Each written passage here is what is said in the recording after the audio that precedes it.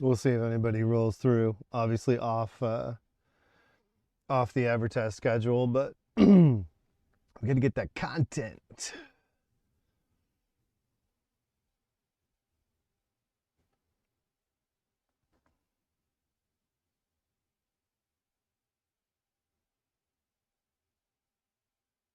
Mm-hmm. See if I don't get up to those Beato numbers, I can't just like start on a drop and man, how many that was so funny. Beato's Cure stream. That was awesome. Out of nowhere, man. Rick Beato comes through. My favorite Cure song is This Twilight Garden. Yeah, boss.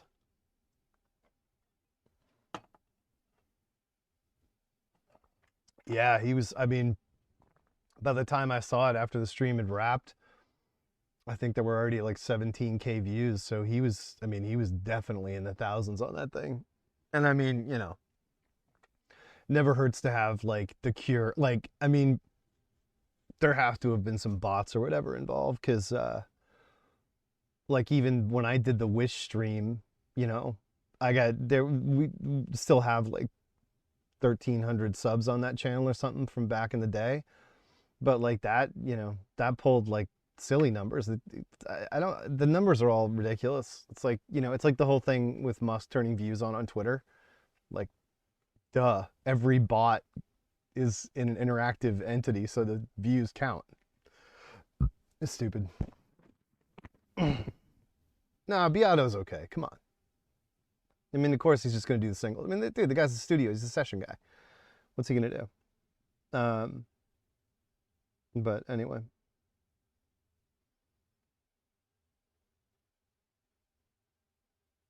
Yeah, no, I would agree totally that streaming numbers are closer to, reality than anything. Like what you can pull live, if you can actually build a schedule and have a returning audience, that's definitely like the closest thing to a real reflection of your reach. But um yeah, I mean, I don't know. See if anybody comes through. I kind of, this was a last minute goof, but if nobody shows up, I'm not going to do it. Um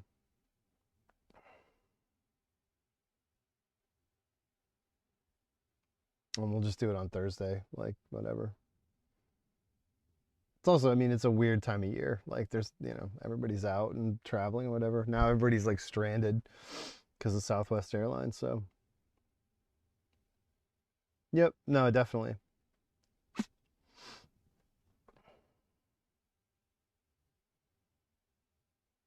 It's also like if they come in and I'm like not saying anything and it's somebody from Twitter that randomly saw it.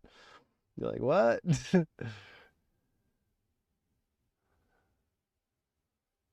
But yeah, there's two. This is kind of like, if I do it. Oh, Chet is here. What's up, dog? Um, there's two. Like, I think UCDs gets you, interestingly, almost into a better. You almost get in a better position talking about CD remasters than you do like vinyl, because the CD remasters are the ones where they're trying to, get take advantage of the increased headroom, et cetera. And like, yeah, we endlessly talk about brick walling or whatever, but it's not really so much about that as it is like what you can get away with on CD. And so, there's always all these arguments about what's done to the tracks and, whether they're too bright or they've been compressed or there's noise resolution, blah, blah, blah. And the thing that made me think about it was Riley Walker posted a tweet. It was yesterday, or I don't even know if it was today or yesterday, where he got like 10 of the 1999 David Bowie EMI reissues for like $10, like $1 a CD. And I actually love those. I'm a big fan of the 99 EMI reissues, which most people aren't. Most people have, I mean, the majority of people who want to have opinions about which version of a record is best and which remasters are the worst and whatever, they always go back to, you know, the original recordings, right? You have to get the RCA Victor first pressings of all the David Bowie albums for them to sound any good. Or, you know, the Ryko disc ones were the best, or this or that. And it's just, you know, there's these silly, you know, arguments that go on. But for me, I thought that, you know, not all of them came out great on the Bowie ones. One of the ones, you know, that frequently gets talked about as being good in the 99 EMI reissues is Lodger. And so then these were reissued in 2014. It's a special series called the David Bowie series, these remasters. And, you know, initially they were intended to be sort of a limited EMI product, but then they weren't moving, and then they got reissued, and now you can find them, like they're packaging them as twofers, like they're everywhere. And some of them are good and some of them are weaker, you know.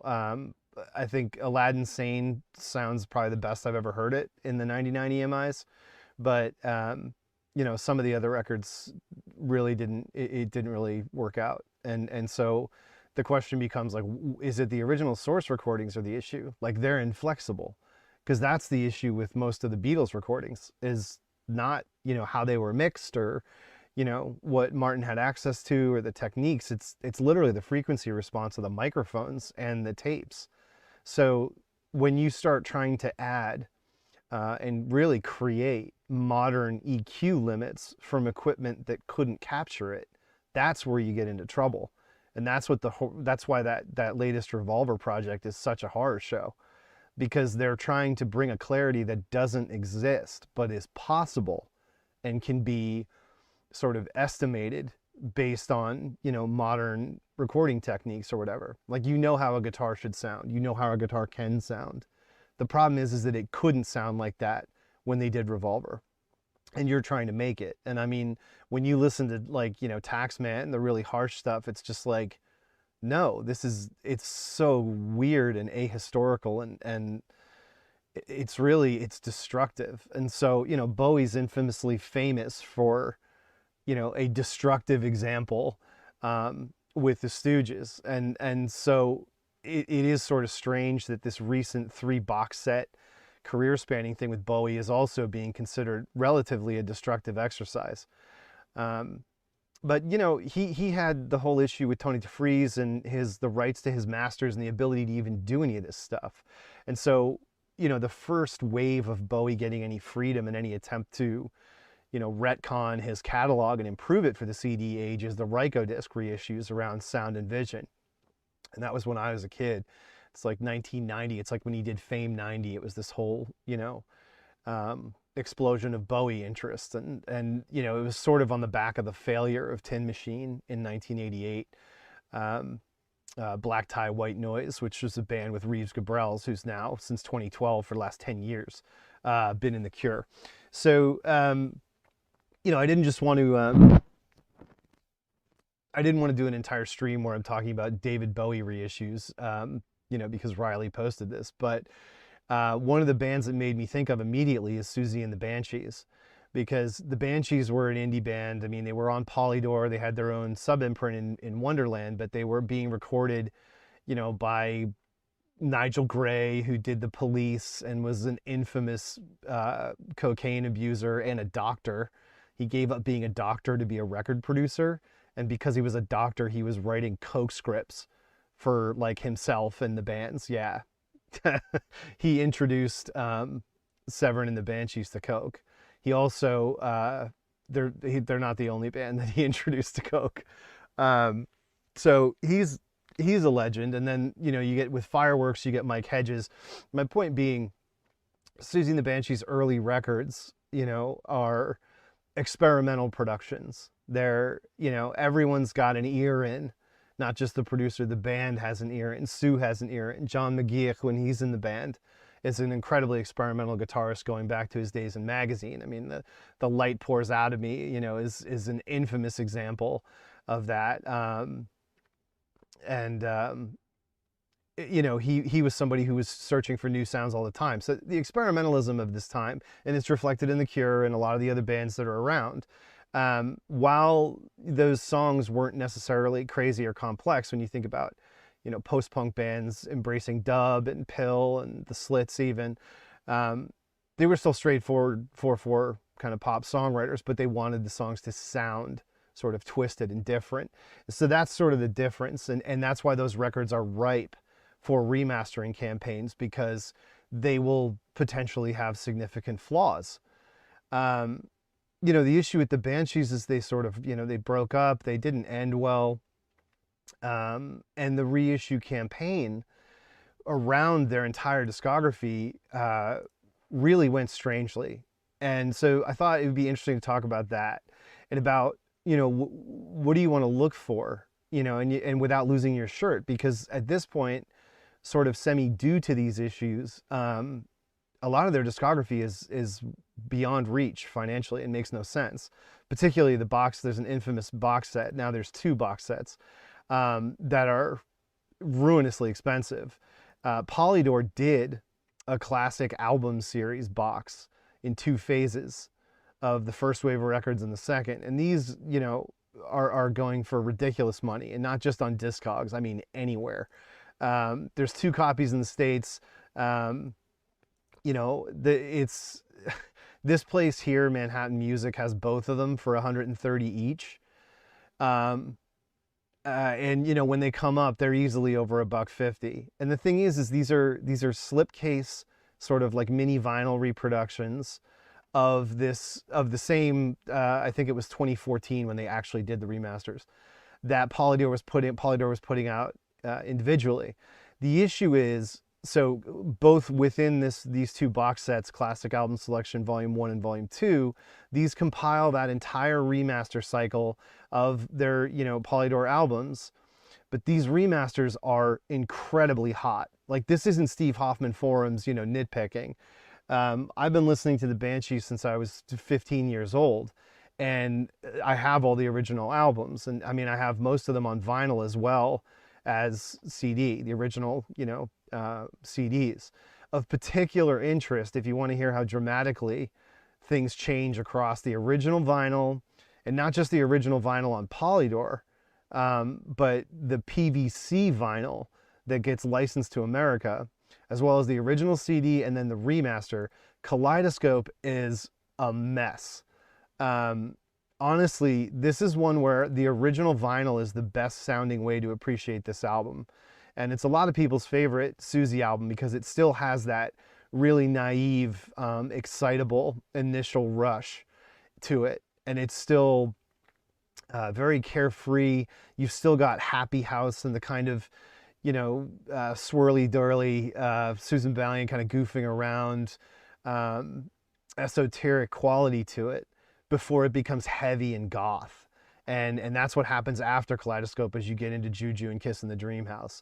I mean, a lot of people are of the opinion that Juju is their signature album. A lot of people are of the opinion Peep Show is their signature album. It depends where you get on and where you get off with Siouxsie and the Banshees. There are people who say it's the Scream, their, screaming punk rock thrashing debut. But when you talk about trying to, get an affordable collection of this band, it's sort of difficult because, I mentioned the compilation thing. There's also another extremely expensive, silly compilation called Downside Up. And this barely ever comes out. So like here, this one, I was looking at this actually. So this copy that they're selling for $75 has 2 copies of disc 2, but is missing disc 1. Like, what is even going on there? You can get the artwork and 3 of the 4 CDs for $75. A complete of this is generally going to run you around $200. If you're over in the UK or in Europe, I'm sure, it's possible you'll find it cheaper. But this is actually an incredible set, similar and in exactly the same vein as The Cure's Join the Dots.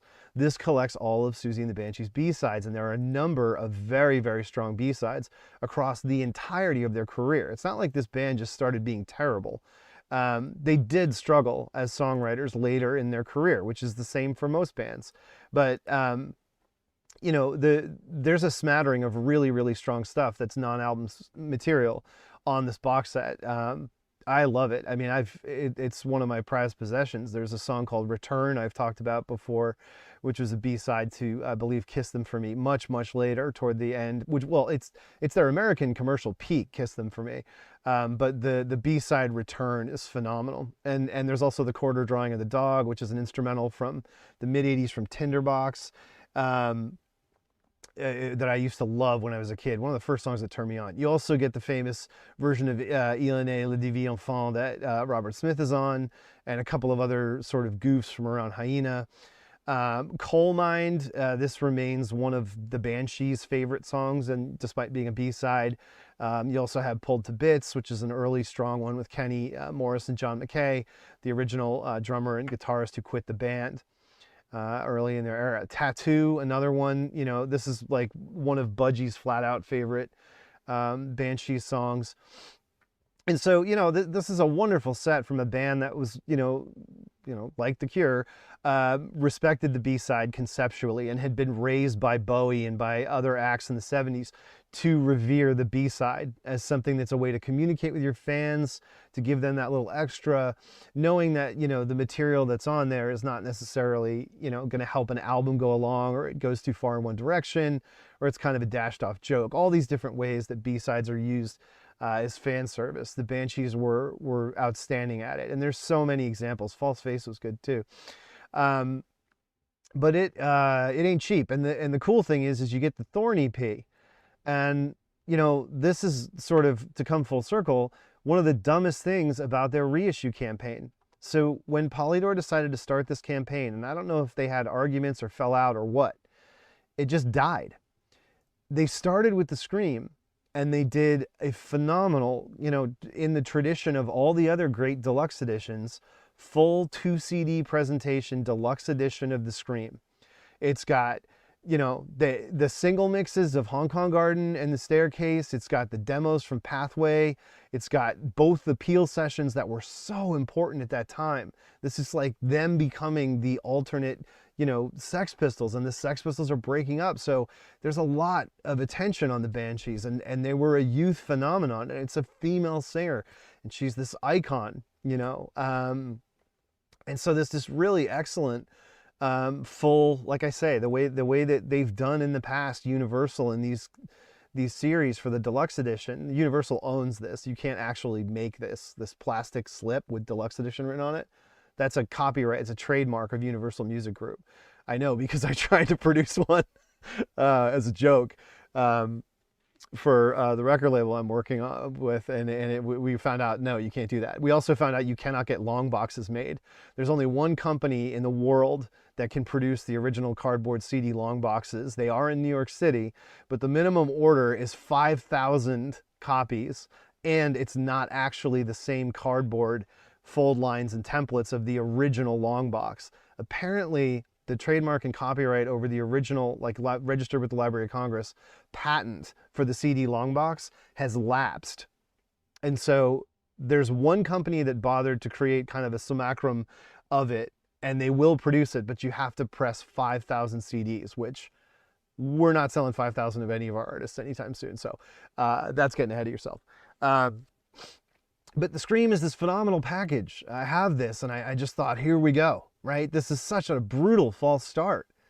And I'm sure, look, I'm sure there are probably massive Siouxsie fans out there where there's a blog that explains what happened. And I didn't, you know, this is an off the cuff thing to get some more, you know, to get another vid in the channel, right? But what happened is when you get to join hands, it's just a slipcase. And I think a digipack. And so when they did the reissue, you know, there's like a, you know, there's a special Japanese version, et cetera, et cetera. But you lose, like, the deluxe edition thing just doesn't happen. And so what you get is just a digipack in 06. And I mean, it's this much hotter remaster that is significantly different. So I saved both the original CD and this because they are so different. A lot of this is down to the thing that I've said before about CDs, and CDs that were originally made in the first wave in the mid 80s, they really did suffer, unfortunately, from no one knowing how to master for CD. And so there's too much headroom, and essentially what that means is it's quiet. And so when you turn it up, you do get hiss, because the hiss is there. And so, you know, modern remastering through noise reduction applications and equalization, and some compression, usually that's the big, you know, hot topic, is whether it's been compressed too much. They bring a lot more out. These records are hugely helped because the original CDs are essentially suboptimal representations of the vinyl masters. But the remasters are a little too far. So here you get the Love and Avoid, which is a great single. You get the Love and Avoid single tacked on, and you get the unreleased Infantry cut, which was sort of a tape traded gem. But you don't get that full special edition treatment. And these CDs were not pressed in particularly huge quantities. And so, you know, a lot of Siouxsie fans bought them and didn't sell them. So these aren't that easy to find, despite being an enormous catalog artist for Universal Music Group. You would think that you could just walk on anywhere and get this. But unfortunately, they're not that easy to find. And so it's really, you know, your choice whether or not you want to, you know, stick with the OG 89 issues that came through, or try and go for those mid-2000s hotter remasters. But for me, the original Geffen, despite not getting the bonus tracks, I do prefer it. Problem is, like I say, you look over here, there's only one copy listed on Discogs, and it's going for $40. And, you know, you can look around for the European issues. I'm sure it's more common there. There you go. You know, there's 8 of these, you know, not going for that much, but, you know, then you're talking, none of this is in the States, so you're talking international shipping. And even if you're not in the States, you're talking shipping in Europe, which is not cheap. So it's a tough thing. 'Cause this is not an easy band to collect, even on CD, let alone vinyl, which, you know, it continues to be silly. These are period correct vinyl releases. Siouxsie and the Banshees aren't in the CD era until 1986 with Tinderbox, despite the fact that there were, you know, sort of fast follow CD versions of Nocturne and Hyena. Tinderbox is the first one that's mastered, you know, for CD. Again, people were not great at mastering for CD in the mid 80s, but this was done in real time, and the original Geffen issue sounds great. I mean, it doesn't suffer the way the subsequent issues of the early albums do. So, you know, this one is not going to be hard to find. And so when I think about the idea of trying to collect Siouxsie and the Banshees, really Tinderbox is kind of the sweet spot in terms of starting out, because it had a college radio hit in Cities and Dust. And Cities and Dust has been a favored sort of alternative 80s song for like movie licensing. I think it's in Grosse Pointe Blank, and a couple of other things probably. Didn't they? And they just used Spellbound, obviously, I think, in Stranger Things. Norefeld, I mean, you know, everything is the same mixtapes I was making. They were into the same music I was. And so, you know, just in terms of it being like on trees available to just grab a cheap copy, Tinderbox is one where you're getting your best value initially, and so it's a good record also, is my point. There are 2 issues of it though, and so you want to make sure you get so when Geffen put this out in 89, they appended the B-sides, and that's where I heard Quarter Drawing of the Dog, that song I was telling you I love, and the 12-inch of Cities and Dust, which is pretty great. You get all of this great stuff added on to Tinderbox. What you don't get, and what I mentioned earlier, is the Thorn EP. And this is like this sort of cherished standalone object in between Hyena and Tinderbox. And it's just gone. Like, you can get it on its own, but it was never issued in any other format except as 12-inch vinyl and on that absurdly priced downside up box set. So, you know, these cuts where they're kind of like orchestral and raw. They're really beautiful, but this has been this weird blind spot in their catalog. And so, you know, it's tough because like I say, when you talk about collecting them and getting into their discography, there's just so many annoying little blind spots like that. where you're not getting what you want. But, you know, the original LP is very short. You want the 89 Geffen CD, and that's going to get you all those quality B-sides that they had. This was a long session. The session was really productive for Tinderbox, and it actually was so productive that it ends up becoming the basis of the next album, Peep Show. One of the songs that ends up as a B-side, called Gun, they played the drums backwards on a tape, and Sue loved the way it sounded, and that became the basis of Peekaboo. So, you know, it's a pretty cool little, you know, factoid. And again, like I say, it's a record you can get for nothing to start your collection. So I would start there. And similarly, Peep Show, you know, arguably their greatest album. In my view, this is certainly their most mature, you know, pop craft album. And this will be anywhere for nothing on CD. The issue with this one is the remaster is totally blown out. And that's where it kind of bites. Because the original CD is a little bit quiet, and the remaster is way too hot. Now, this is an issue for me because this is the album I got when I was a kid. So this is the album that to me is second nature, and I can hear anything different. And that remaster is just like explosively compressed and pushed out. It's not totally brick-walled, but it's too much. And it's not that it is awful as much for Peekaboo. Peekaboo can kind of like weather it. It really hurts with the Killing Jar and Ornaments of Gold, which are two beautiful mid-tempo, you know, twinkling kind of ballads that I absolutely love. The Killing Jar was actually a single from this. But, you know, these are their big albums that lots of people bought, and so you can get them, and they're excellent. They're both excellent. So for Siouxsie and the Banshees, you want to start with Tinderbox and Peep Show. I would say you don't want to go for Superstition, despite the fact that it's literally free anywhere. I mean, this is a major CD era casualty of overprinting on the back of Kiss Them For Me's success on MTV.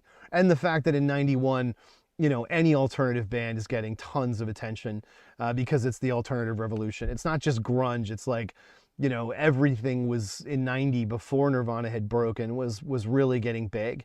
And like alternative was cool. It was cool before Nirvana. The issue was that Nirvana made it cool for like tweens. So now it's like, you know, six years of teenagers are all like getting their cool from Nirvana. You know, previously it's like 16-year-olds and 7-year-olds, and that's the big difference. Sam, yeah, there will definitely be a stream on movie soundtracks. We already did one on compilations, and that stuff is, you know, that's part of the flavor of UCD hunting is soundtracks and compilations. They're just everywhere. It was something that the majority of catalog rights holders, record labels did throughout the, well, really the Dazed and Confused soundtrack started it because it shocked everybody. You know, when that soundtrack came out, I've said this before, they basically gave him, Linklater, all of like classic rock for free because nobody thought anybody cared about it because it was the heyday of people just like 70s classic rock was so totally dead and there was no concept of it being ironically cool. Dazed and Confused made it cool again instantly with that movie and with that soundtrack, and it changed the flavor, the trajectory of the 90s for every record label, major record label. And the compilation flood and the soundtrack flood is a result of it. So, but anyway, to stay on point, you know, this, it's a tough catalog. It's a long catalog. You know, I'm not a fan of The Rapture. I didn't think it was, and look, they aren't either. That record's barely there. And they were just walking around a house in Paris. They had no idea what was going on. They went to their house in Paris and it was just a mess. But you know, those two are strong, and unfortunately, as I say, the older records, which are the classic mega goth records, you can get them. It's just this question of the remasters are really divisive, and you know, in the States, unfortunately, Siouxsie and the Banshees is, people are going to pay for it. You're not going to find people selling this stuff for cheap. And you're going to find all the silly Obi strip stuff. There you go. Yeah, I'm going to pay $250 for an Obi strip of this album. I mean, you've got to be kidding me. But this is the kind of stuff that goes on, you know? You got somebody trying to get $18 for the stupid, you know, industrial cassette tape on Geffen, you know, and it's the white shell. You know, it's just silly. Any alternative band like this that's part of goth and is still chic and canon, you know, it's such an absurd opportunistic thing that record sellers do with it. And listen, it's not just Discogs. You know, you go to any used store and they're marking this crap up. It's like there's so many copies of it out there. It's really unfair. But and that's why I was saying, again, the mid-'80s albums are so common and are so saturated in the market across stores that don't do that don't punish you for wanting cool music, that it's a perfect place to start. If you know, you can start out with them and you're going to be able to find an enormous store that's going to have other stuff that's like, you know, all from this sort of cheap lane. And that's really why I settle on those. Yeah, so, you know, they are good starting points. They do come from that heyday. Someone was asking, is Once Upon a Time the singles easy to come by? That's an interesting one. So there's two. There's Once and Twice Upon a Time the singles in 80. When did they do? Oh, what? Twice Upon a Time is 93? Released in October 92. Huh. So this famously does not include one of their singles, even though it's the compilation of their singles. They were so mad at Mike Thorne. Siouxsie hates Mike Thorne forever. Mike Thorne's the guy who produced Wire. He did Song from the Edge of the World with Siouxsie and the Banshees. They were sent by the label to work with Mike Thorne to do a single on his Synclavier, you know, digital audio workstation. And they had such a horrific experience, they would not allow this song to be released. Like, it's so funny. Like, I mean, you can't, I think about, like, the band was big. They were a big band. And like, to get so mad about that and refuse to get it let out, you know, they were still so precious about it.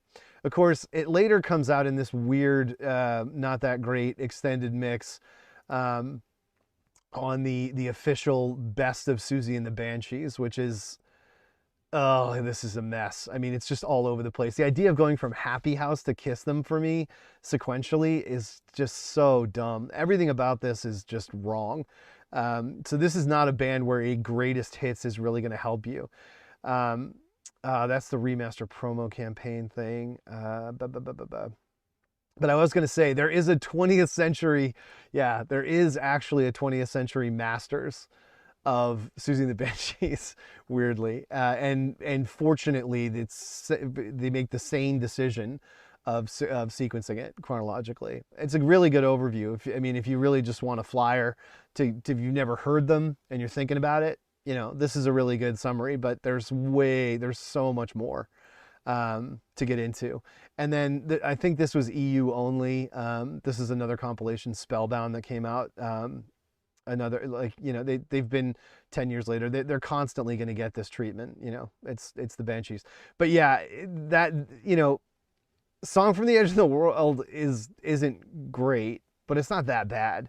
It's not like we should never ever let anyone hear the song like it's an embarrassment. Like Siouxsie did like a Blondie, you know, crap rap in the middle of it or some shit. Like, no, it's not that bad. It is a Siouxsie and the Banshees song. I mean, is it Fireworks even? Is it Slow Dive? No, it's not a classic. But the only reason it's hard to find is they hate Mike Thorne so much because he was just so obnoxious. He's infamous for an anecdote that they tell in the Siouxsie and the Banshees oral history. So at this time in 87, I believe, not McCarrick, the guy from John Klein, the guy from Specimen, had joined the Banshees on guitar. He plays with and tours with them. Martin McCarrick, the band got much bigger and they added all new people after Tinderbox and for Peep Show, which really was a major road production. I mean, that tour was enormously expensive, and she was wearing her, you know, whatchamacallit, Louise Brooks, you know, bob at that time, kind of the whole cabaret thing. It was a very big production. And so anyway, there's an anecdote when they're getting in there to do Song from the Edge of the World that Mike Thorne, he's just playing guitar, and he's like playing around with some leads in the studio, you know, Klein, I think it was John Klein was his name. and he's just goofing around. And Mike Thorne walks up and sticks his head between the speakers and is like, "You want to put a solo on my record? Impress me." And he says he puts his hands on his hips like this. And they were just like, "Fuck you." And like the session never recovered. It was an absolute train wreck. And so it's this calamitous anomaly in Siouxsie and the Banshees history where they will not let Mike Thorne make any fucking money off this song. That's why it's not on this. And that's why they won't let it get released anywhere. Because they don't want Mike Thorne to make a fucking dime off their name. Because they hated him so much. Funny story, maybe. I love it. Personally, I love crap like that. And the Banshees have a lot of funny stories like that. Like, and they're a little more like they'll air their dirty laundry versus say like The Cure, that Robert Smith won't let anyone talk about anything that's ever happened. The Banshees will tell you the funny stories of like Siouxsie throwing a phone through a window because it was too hot in her room in Japan and them getting banned from Japan for 20 years. Like, yeah, I mean, the just really funny shit like that. But you know, this here, interestingly, it's got Wheels on Fire and The Passenger from the Covers record. Again, if you're going through and you're keeping your eyes open, thinking about getting the cheap stuff, if you see some store that's got, you know, these sort of three from that late 80s period, Through the Looking Glass is a covers album. And this was all about kind of getting the new band together and tighter and burning them in together. So there are some great covers on it. Everyone has their favorite, whatever. But Wheels on Fire became a big hit. It was used as the opening credits of the very successful BBC comedy Ab Fab, Absolutely Fabulous. And I love the version of Passenger. The production is so good. I mean, hard to say that considering, you know, the OG sales drums are with Iggy Pop are so, I mean, untouchable, some of the best drum production ever. But this is budgie. So, you know, respect there too. This guy is one of the best technical and tuned drummers you've ever heard. And a lot of people don't know that, you know, because Siouxsie and the Banshees are not like a technically shocking band. You know, to be Rick Beato about it. They're not a band where people are like, "Oh my God, have you heard this thing?" Mostly people think about them and talk, you know, bring them up for the technical, astonishing technical, aspects of Peekaboo, you know, with the reverse tape, the cut slams, syncing reverse and forward tape, and the sampling, you know, in '88. That was an incredible move for them. Look, New Order had been doing stuff since '86 with samplers, but to do it musically and to be true to your own sound, the way Peekaboo was, you know, it is one of the most important alternative rock singles of all time. I mean, you know, the singer from Block Party, you name it, you know, so many famous musicians have said this. I think Damon from Blur said it too. They're just like, that song, there's never been anything like it. There never will be again. It kind of says it all for Siouxsie and the Banshees in so many ways. It's such a masterstroke. So I mentioned Gun earlier. This is where that ends up. And it's a John Cale cover. A John Cale cover. This is what they started playing backwards. So this was done during the Tinderbox sessions and held over. They got it finished for here, but Sue was still obsessed with this weird sound, the way that the kick drum was kind of tuned tight, and the snare was hitting. It flows back, and they were able to make Peekaboo out of it. It's pretty fantastic. My local shop always has a Siouxsie tax. Yeah, I mean, like I say, you know, I'm surprised if the Cure weren't bigger and hadn't had so many millions of copies of their things pressed, you'd be seeing a major Cure tax too. But again, if you look at the top right, there's 300 copies of this on Discogs right now. You know, from Tinderbox through to Peep Show, these three records, they're out there for nothing, and they're great. The problem is those earlier records, you know, despite the fact that Geffen made a bunch of them, the reissues weren't pressed in significant quantities, and so it can be tough to get, you know, especially you really do, like, Juju is an incredible record that pretty much any fan of alternative music's past needs, but that's kind of where it goes for Siouxsie, you know, getting them going. And again, you know, you can just get in there, you know, find yourself a cheap copy, get your filters going. You know, there's 341, okay, there's 47 in the States. What's the cheapest one? You know, you want to, there's somebody selling for $1. Well, it's trash, so that's no good. Somebody selling the cassette for $5. Consider, I mean, there's definitely a hipster cassette tax. That's not bad. But you know, this is when you're going to find solidly in the $5 to $10 range. Again, Siouxsie tax. It's still there. It's still a thing. I'm trying to see how high this goes, because it's indefensible to me that anyone would charge. Yeah, it's all vinyl. That's fine. I mean, again, this is common on vinyl. This is not obscure. It's not hard to find. My sister had it. I have my sister's copy. Like, this was produced in mainstream quantities in the original pressing. The idea that people are charging $60 for this is like charging $60 for REM's Document. Get the fuck out of here. Like, this is so dumb. This whole thing is just so infuriating, the way people do this. It's just absolutely got to stop. Like, it's just so, yeah, here you go. Obi strip tax, $195 for a copy of Tinderbox on CD. Absolutely ridiculous. So if you were going to start here, you know, there's a couple here. I've seen this store before. They might be pretty big. And you want to find a big one. There's factory sealed for $6.99. That's fair.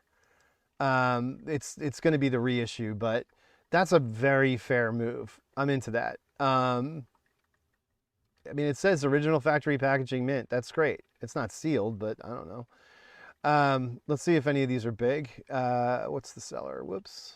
I thought I was going on the seller. I wasn't. Yeah, so this is a monster store. I've dealt with them before, and I have dealt with Zero Street. Okay, so I've bought from both of these. These are huge, huge outlets.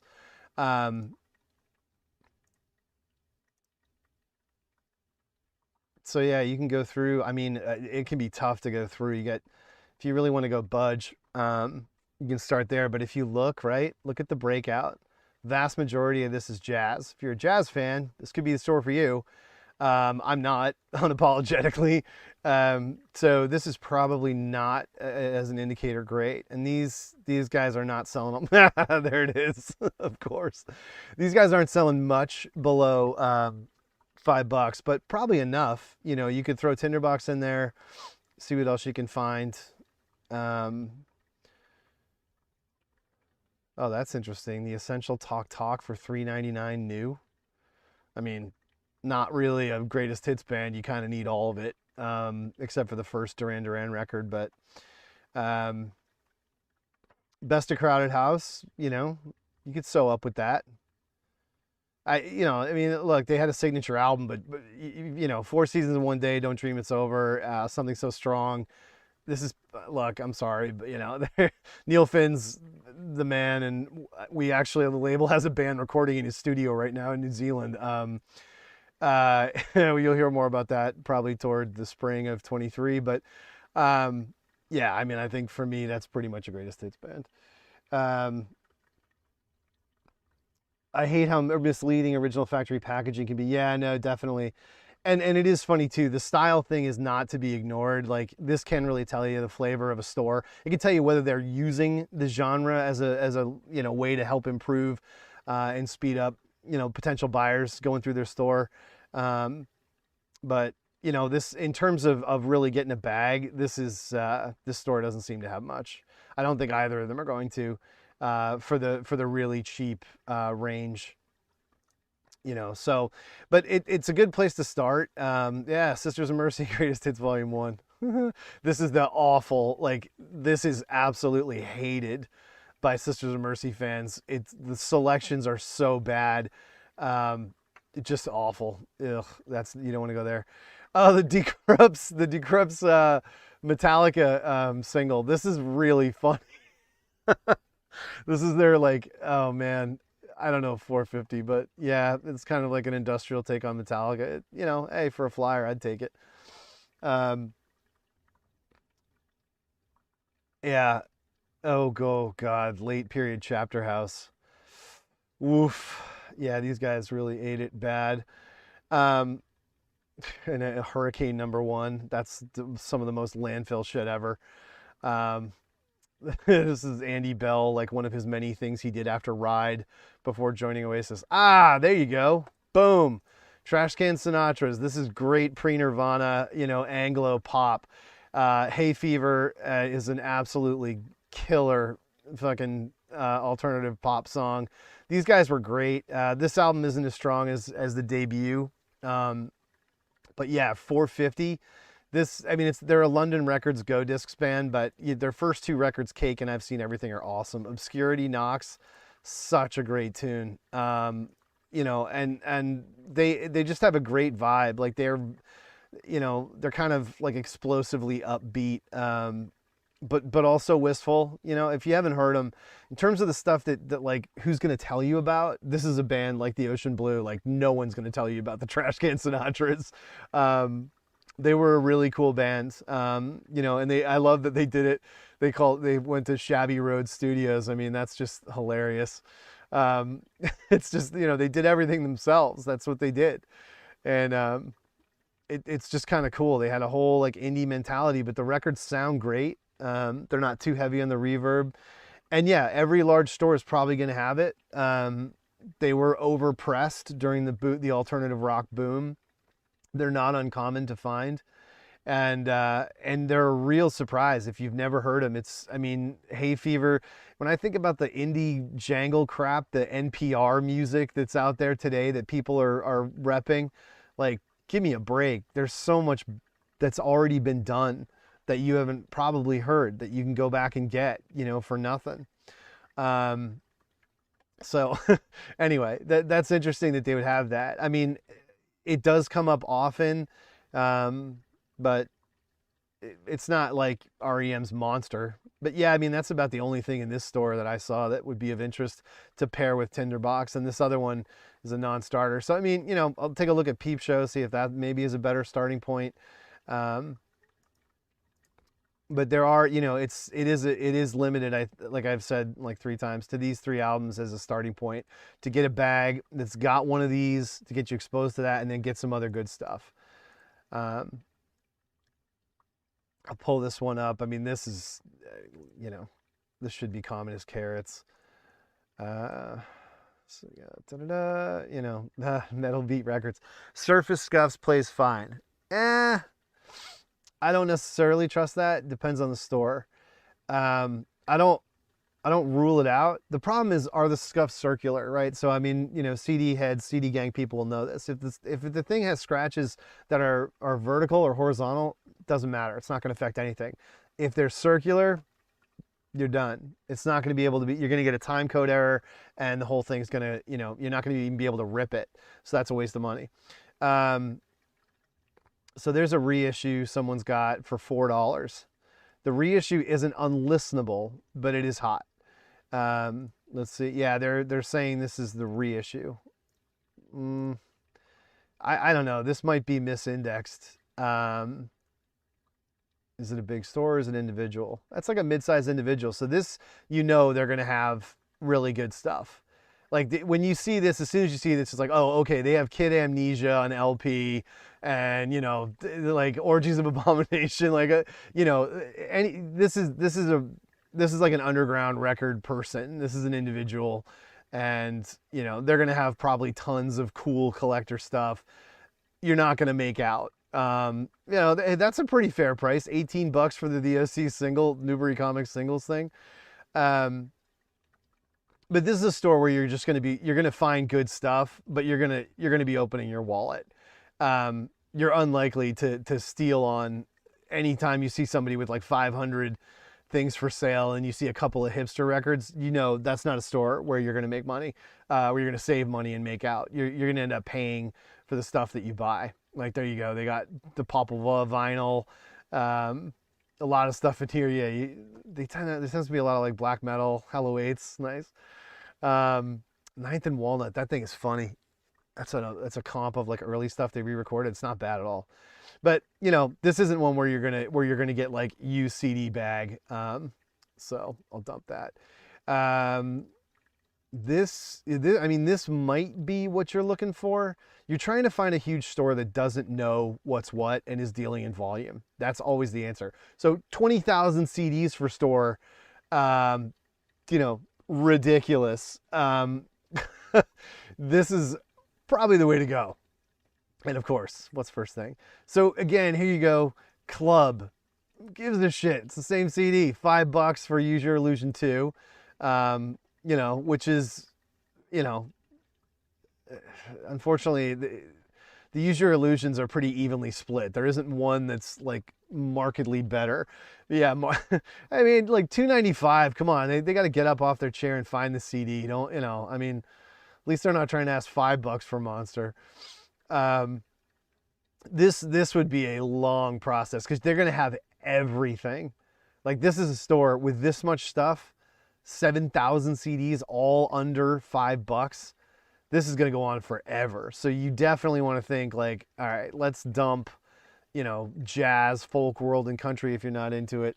Try and thin it out. And then you're at the mercy of how they index everything and how they tagged it. I've talked before, Repeat Offender, John Mellencamp's Human Wheels. That's a get. There's 3 fantastic songs on that. More if you're a stan.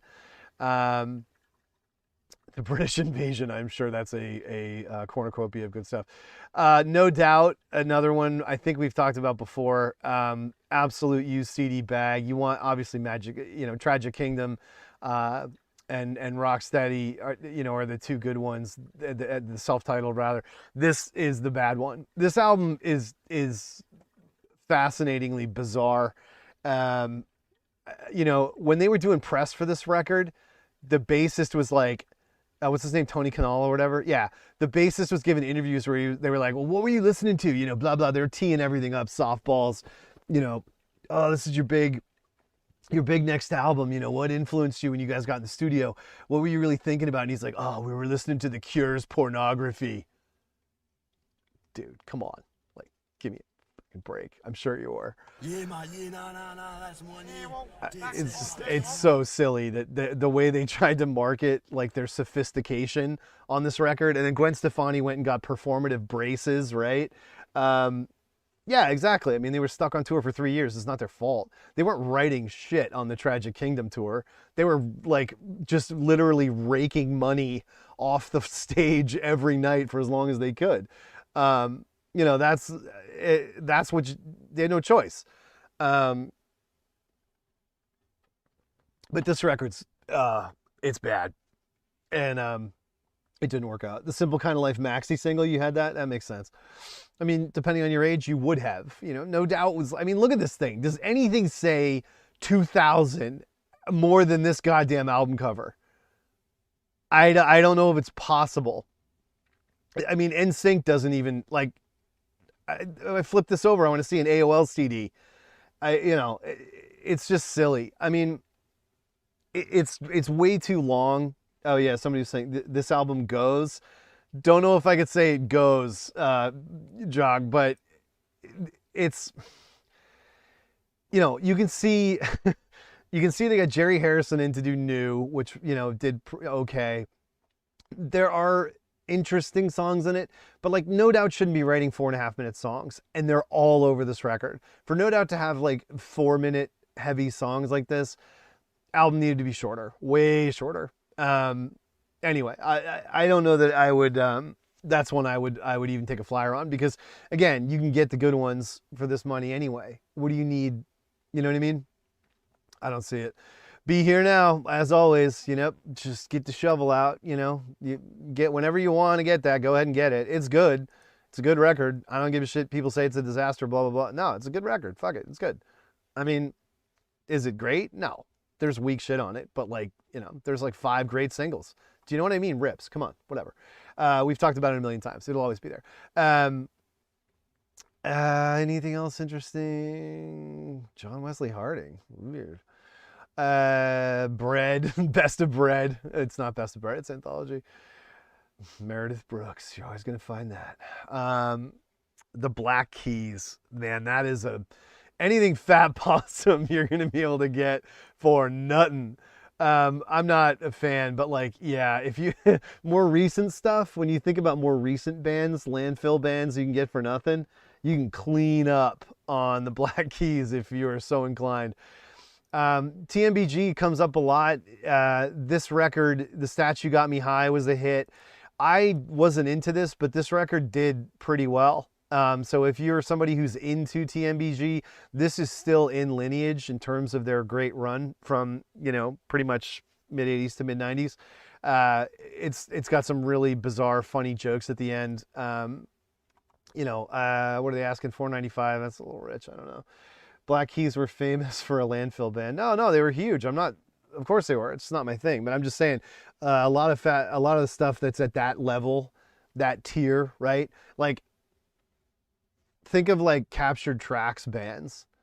They were really big for 2 years, and now there's a different generation, and like, I don't know that they're clocking Captured Tracks bands anymore.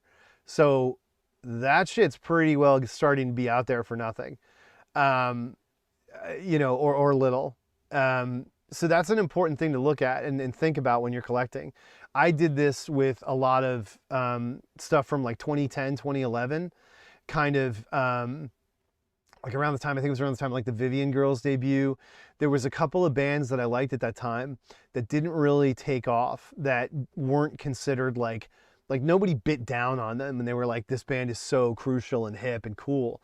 And one of those bands for me was a band called Bleached, that I really liked at the time. I love their whole look, and they did some really cool stuff. But if you think about like what was going on then around like this time, you know, Dead Oceans. Look at this. You know, like, there's 14 copies for sale. What did people find out that I was talking about this? You know, a lot of this stuff ended up in these warehouse stores.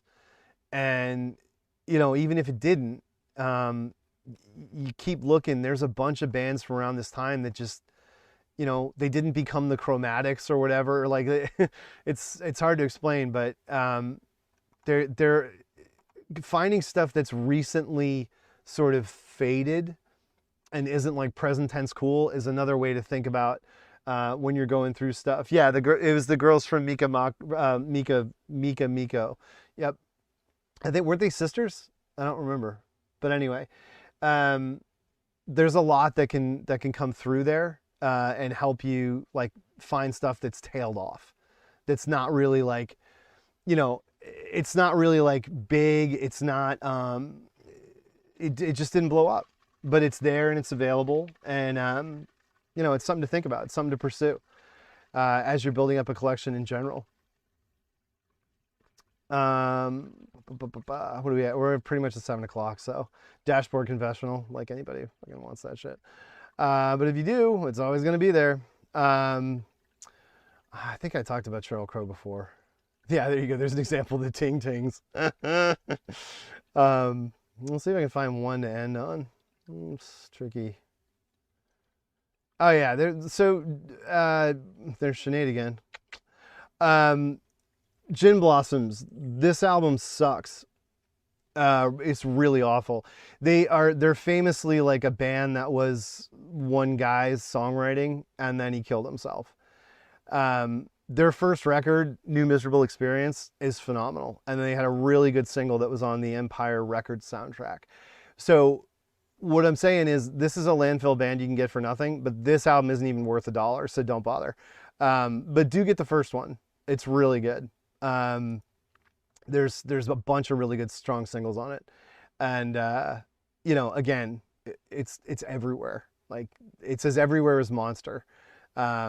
You know, versus like the Wallflowers, bands like I could give a crap about that band.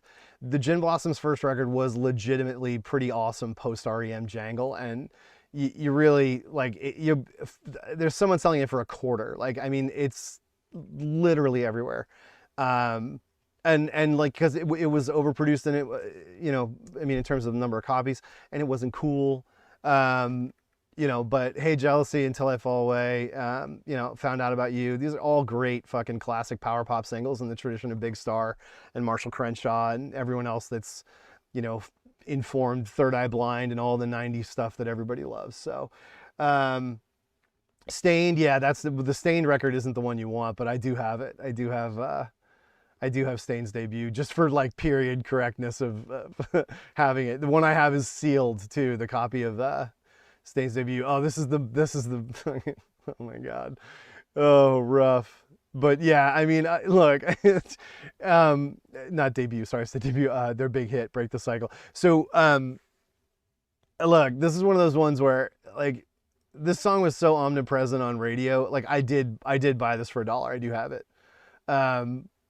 It's funny as hell. So, whatever, that's another thought. You know, again, if you find it that cheap, it's like, why not? It's like, it's almost like packaging material for your order is a way to look at it at that price. Like, who gives a shit?